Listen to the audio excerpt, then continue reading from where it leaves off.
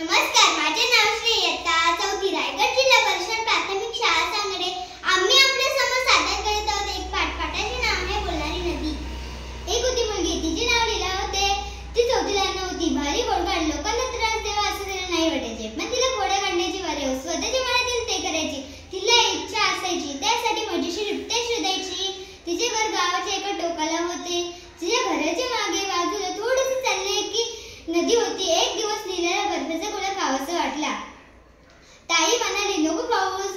आई म्हणाली नको पाऊस. माई म्हणजे तिची आजी म्हणाली लीला ग लीला, नको पाऊस गोळा, दुखेल तुझा गला, सगळं पाणी नाकातच गोळा. लीला विचार करू लागली. तिला एक युक्ती सुचली. ती नदीकडे गेली. नदीला म्हणाली नदी ग नदी, पण नदी कशी बोलेल? ती लीलाच म्हणाली बोल की. ती लीला म्हणाली लीलाला खायचे बर्फाचा गोळा, पण नदी कशी बोलेल? मग लीला स्वतःच म्हणाली पळत जा आणि पटकन खा. अगं पण तुझं कसं ऐकू?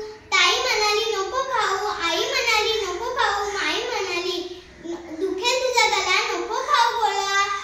अगं पण ताईपेक्षा मोठी माई, आईपेक्षा मोठी माई, माझं ऐक बरोबर. लीला पळत बर्फवाल्याकडे गेली आणि गोळा खाऊन परत आली. तिला बोलणारी नदी खूप आवडली. ती म्हणाली ताई, आई, माई यांच्यापेक्षा मोठी नदी बाई, हिची परवानगी मिळाली तर आपण हवे ते करू शकतो. एके दिवशी लीलाला वाटले बुडवावी शाळा. तिने ताईला विचारले. ताई म्हणाली नको बुडवू. आई म्हणाली नको बुडवू. माई म्हणाली म्हणजे तिची आजी म्हणाली लीला ग लीला, नको बुडवू शाळा.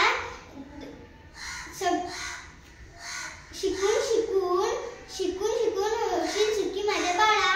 लीला चिडली. कोणीच अशी शाळा बुडवून देत नाही. शाळा जाते असे सांगून ती नदीकडे गेली. नदीला म्हणाली नदी ग नदी, लीलाला आला कंटाळा. बुडवावी वाटते शाळा का करू, पण नदी कशी बोलणार? मग लीलाच म्हणाली आलाय जर कंटाळा तर बुडव बिंद शाळा. ताई, आई, माईपेक्षा मोठी नदी बाई. परवानगी तिने म्हटलं. लीला शाळेला गेली. दिवसभर नदी काठी वरल्यावर खेळत राहिली. संध्याकाळी घरी आली. तिची ताई तिच्याच शाळेत 7वी शिकवत होती. लीलाने शाळा बुडवायला तिला कळले होते. आई आणि माईला पण सांगितले होते. त्यात तिघींनी लीलाची बोलणारी नदी पण माहिती झाली होती. त्यात तिघींनी लीलाची गंमत करायचे ठरवले. लीलाने शाळा बुडवल्याबद्दल कोणीच काही बोलले नाही. काही दिवसांनी आला भोला. भोला म्हणजे लीलाचा मामा. भोला मामा नेहमी खाऊ घेऊन यायचा. त्याच दिवशी लीला शाळेत जायला निघाली होती. तेव्हा तिचा भोला मामा आला. लीलाला खूप आनंद झाला. लीला म्हणाली काय